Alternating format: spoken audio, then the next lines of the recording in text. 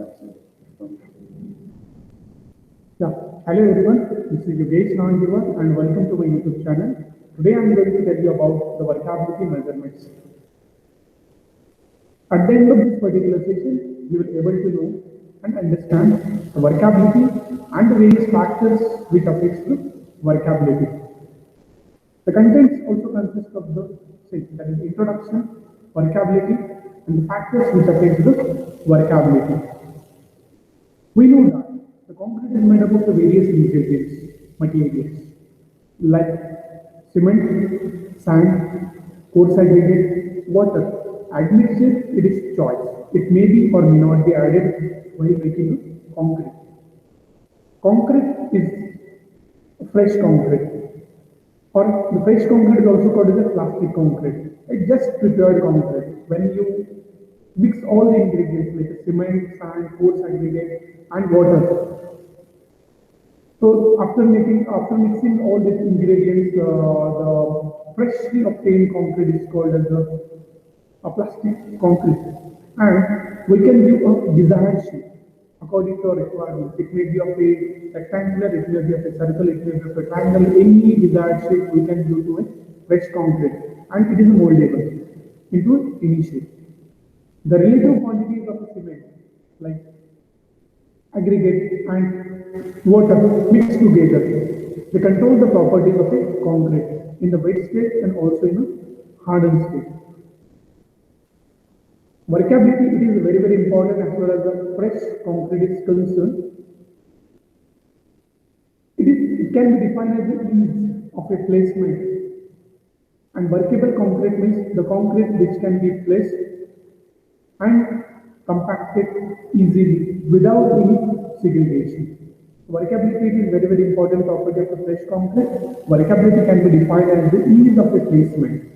Workable concrete means concrete which can be placed and compacted without any difficulties. Without any difficulties like the difficulties of compaction and difficulties of bleeding. This workability is related to the compaction. Also, it is related to the strength.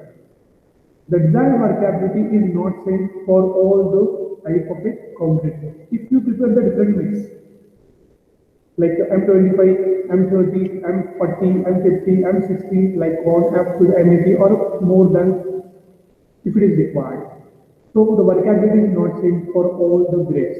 It depends upon the grade. It depends upon the place where you are adding that particular concrete. More workability is required for a thin, inaccessible section or a heavily reinforced section. If we provide the reinforcement bars are very near to each other, in that case we have to provide a concrete which is more workable, which is having a fluidity in it. It is compared to the mass concrete body. We cannot set the standard workability for all casting work. Workability changes in time. Following are the factors which affect the workability, starting with the water cement ratio. That is very important. Or you can say the water content. Second one is the aggregate size and shape. Third is the admixture, surface texture of aggregate, and the last one is the grading of aggregate. Now we see the first one, that is the water content. Water content is totally related to the workability. If you provide the more water content, the workability of the concrete will be more. If you provide the less water content, the workability will be less.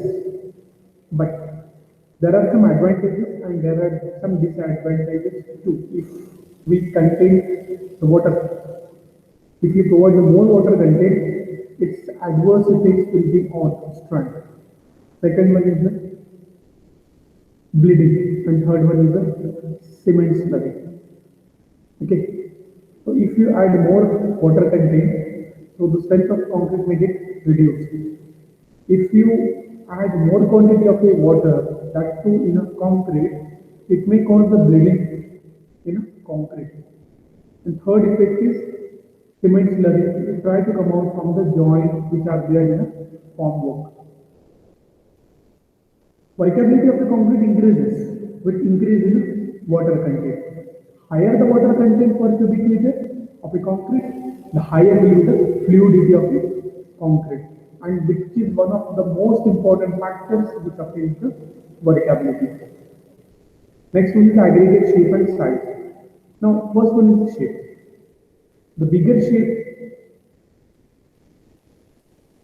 the bigger size of the aggregate, less surface area will be available, and hence less amount of water is required for wetting the surface, and less space is required for lubricating the surface to reduce the internal friction.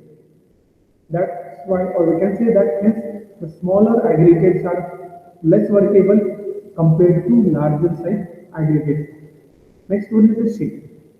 We know that aggregates are available in a different shape, like a flaky, elongated, a round shape, sub-round shape, flaky, elongated, angular too. This angular, flaky, and elongated aggregate they reduces the workability, whereas the round, or we can say the sub-round aggregates are increases the workability, or we can say that there are advantages as far as workability is concerned. And that can be seen. For a given volume or weight, it has a less surface and voids. So excess space is available to do the better lubricating effect.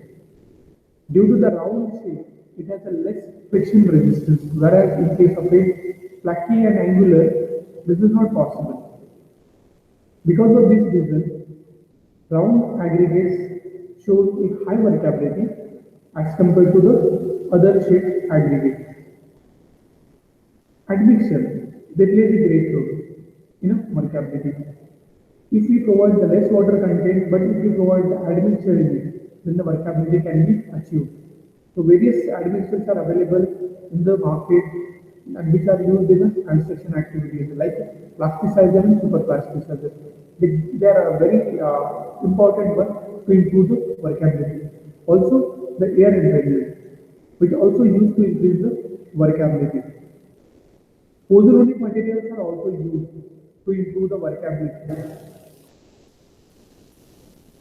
Surface texture of aggregate.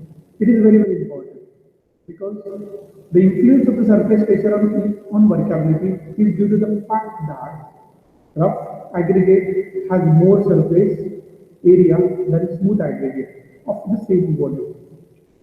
Rough texture aggregates will show poor workability, whereas the smooth surface aggregate will show you the better workability. Even the less friction resistance is offered by the smooth surface, whereas more friction resistance is offered by the rough surface.